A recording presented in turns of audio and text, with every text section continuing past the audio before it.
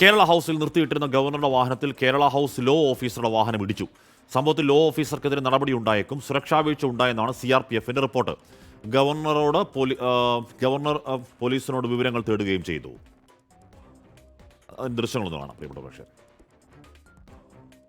അച്യുതനാണ് ആ വാർത്തയുടെ വിവരങ്ങൾ വെച്ചത്. അച്യുതൻ, ഇടി എന്ന് പറയുമ്പോൾ നന്നായി ഇടിച്ചോ അതോ ജസ്റ്റ് തട്ടലാണോ ഉണ്ടായത്? സംഭവിച്ചത് എന്താണ്? ഉണ്ടാവാൻ പാടില്ലാത്തതാണല്ലോ അച്യുതൻ.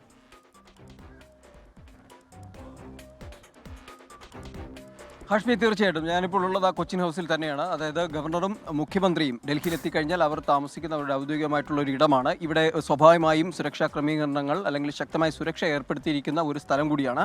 ഇവിടെ ഇപ്പോൾ നമുക്ക് ദൃശ്യങ്ങളിൽ കാണാം ഗവർണറുടെ വാഹനം ഇപ്പോൾ നിർത്തിയിട്ടിരിക്കുന്ന സ്ഥലത്ത് നിന്നും അല്പം പുറകിലേക്കായിരുന്നു വാഹനം ഉണ്ടായിരുന്നത്. അവിടേക്കായിരുന്നു ലോ ഓഫീസറുടെ വാഹനം എത്തുകയും ഈ ഗവർണറുടെ ഔദ്യോഗിക വാഹനത്തിന് മുൻപിൽ ഇടിക്കുകയും ഉണ്ടായത്.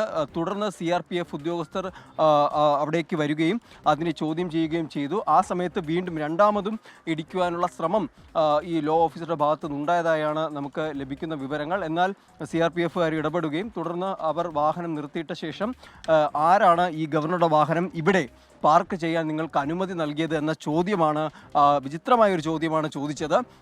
ഇവിടെ വാഹനം പാർക്ക് ചെയ്യാൻ അനുമതിയില്ലെന്നും വാഹനം ബേസ്മെൻറ്റിൽ പാർക്ക് ചെയ്യണമെന്നുമായിരുന്നു ലോ ഓഫീസർ വാദിച്ചത്. അതിനുശേഷം അവരുടെ വാഹനം ഇവിടേക്ക് ഈ കൊച്ചിൻ ഹൗസിനോട് ചേർന്ന് തന്നെ പാർക്ക് ചെയ്തിട്ട് വാഹനം ഇവിടെ നിർത്തിയിട്ടിട്ട് ഇവിടെ നിന്ന് മാറുകയാണ് ഉണ്ടായത്. നിലവിലിപ്പോൾ CRPFും അതുപോലെ തന്നെ കേരള പോലീസും ഇതിൽ 2 റിപ്പോർട്ടുകൾ ഇവിടുത്തെ RCക്ക് നൽകും, റെസിഡൻറ്റ് കമ്മീഷണർക്ക് നൽകും. റെസിഡൻറ്റ് കമ്മീഷണറായിരിക്കും തുടർന്ന് ഇതുമായി ബന്ധപ്പെട്ടിട്ടുള്ള തീരുമാനങ്ങളിലേക്ക് കടക്കുക. നിലവിൽ അല്പം മുൻപ് ഗവർണറുടെ ADC ഇവിടെ എത്തി ഈ സംഭവം എന്താണെന്നുള്ള കാര്യങ്ങൾ തേടിയിരുന്നു.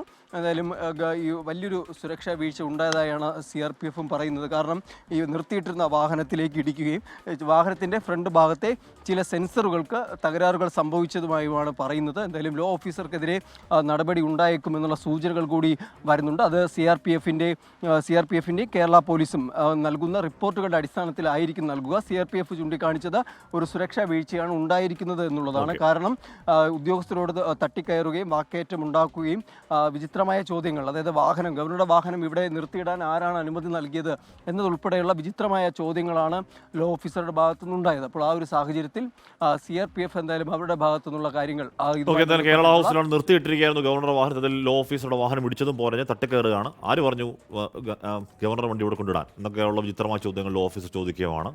നടപടി ക്ഷണിച്ചു വരുത്തലാണ്.